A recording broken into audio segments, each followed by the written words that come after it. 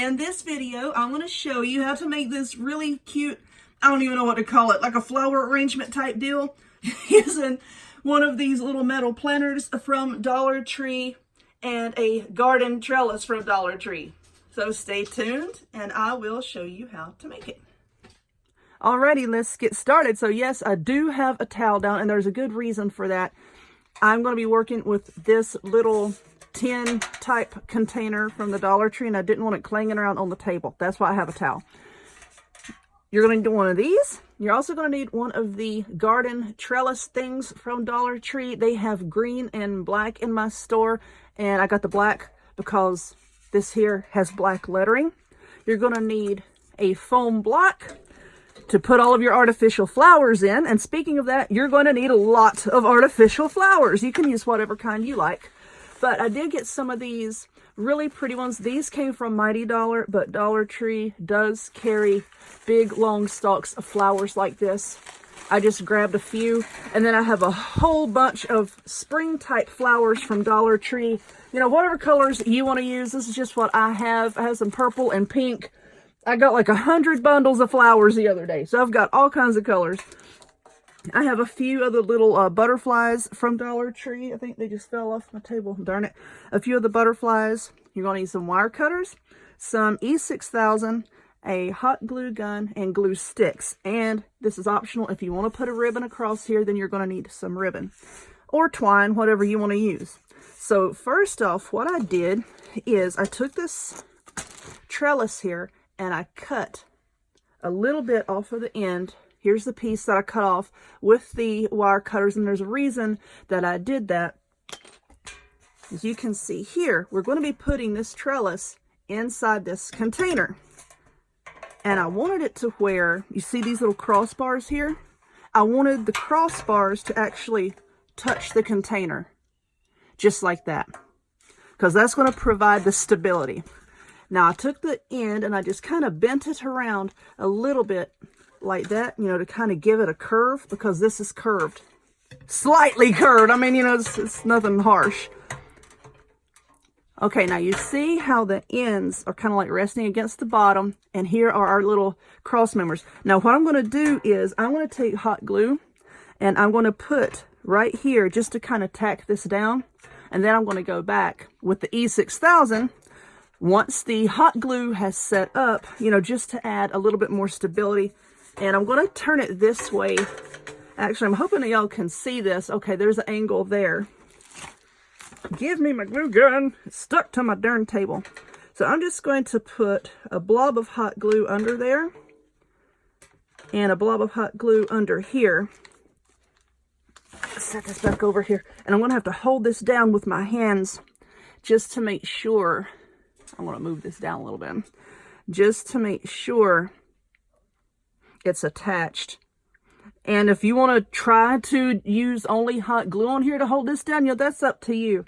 I just like the fact of reinforcing it with the E6000, because if you put this on your front door, this is metal, it's going to probably get hot. I don't know what this material is. You know, just in case the shininess reflects the heat, it won't melt your hot glue. So that's why I want to reinforce it with some E6000. Now while I'm holding this, I want to show you this. I got this at Walmart, and this is really cool. You see, it has the little precision tips there. I don't know if you can really tell if it's zooming correctly, but the tips look like little metal tubes. And that way you can get in really tight spaces. And I think that hot glue has pretty much set up. And now that that has set up, I'm going to try to tilt this. I know that this is awkward, and I'm sorry. I'm going to go back right here and right here and put blobs of glue and hold it down and then let it cool off, and then just go under right here and maybe a spot here and here. And then I want to go down this way and down this way with the E6000 and then put my foam block in there. So I'm going to do that. I'm going to pause the video, and once all of my glue has set up, I will come back and show you what else I'm going to do with it. Hang on just a second. Okie dokie. I believe this E6000 has set up. So this is what I have so far. Yes, I know, I apologize for the angle. someone had commented the other day, why don't you zoom the camera out? Okay, the camera is zoomed out as far as it can, and the boom arm it is attached to is extended as far as it can extend. So this is as good as it's going to get. Now for these flowers, I got the long ones because, you know, to have some of them kind of going up the trellis like this. I mean, that's the purpose of having a trellis, right? Is to have things growing up it.